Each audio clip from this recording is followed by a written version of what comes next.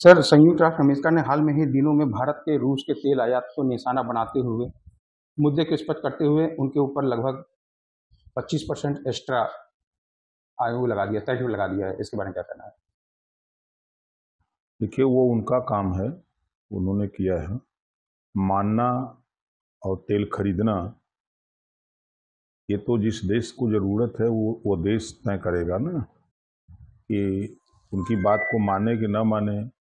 तो उनसे सस्ते रेट में अगर दूसरे जगह तेल मिलेगा तो उनसे क्यों लेगा कोई।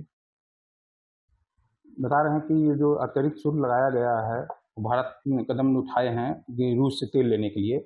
मेन कारण जो हस्ताक्षर किए, मेन कारण नहीं बताएं कि रूस से तेल लेने के लिए। तो क्या मतलब कि अमेरिकी चीज़ और यहाँ पे कितनी महंगी हो जाएगी और हमारे भारत में कितनी महंगी हो जाएगी?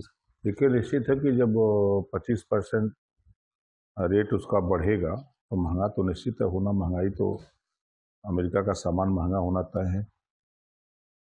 कांग्रेस सांसद शिशिर थरूर ने कहा है कि ऐसी चीजें जो अमेरिका में रूस में आयात कर रही है, दुर्भाग्यवश दोहरा मापदंड नजर आया है। चीन में 90 दिन की छूट दी गई थी जब ये रूस से वो तेल खरीदते थे। तो चीन में छूट दी गई थी, और जो रूस और चाइना का बना हुआ सामान आवश्यकता अनुसार सभी देशों को खरीदना पड़ता है। और वो छूट दिए थे, वो छूट अभी समाप्त हुई कि नहीं समाप्त हुई, सवाल तो इस बात का भी है। उन्होंने ये भी कहा है कि जहां भारत मित्रता अच्छा मित्र कहते थे कि अमेरिका हमारा अच्छा मित्र था, ऐसा क्यों हुआ कि वो 50% मतलब 25+25 मतलब 25% एक्स्ट्रा क्यों लगाया? देखिए, अपने देश की अर्थव्यवस्था कैसे ठीक हो तो हर देश के वित्त मंत्री और प्रधानमंत्री की सहमति पर, राष्ट्रपति की सहमति पर ही कदम कोई उठाया जाता है।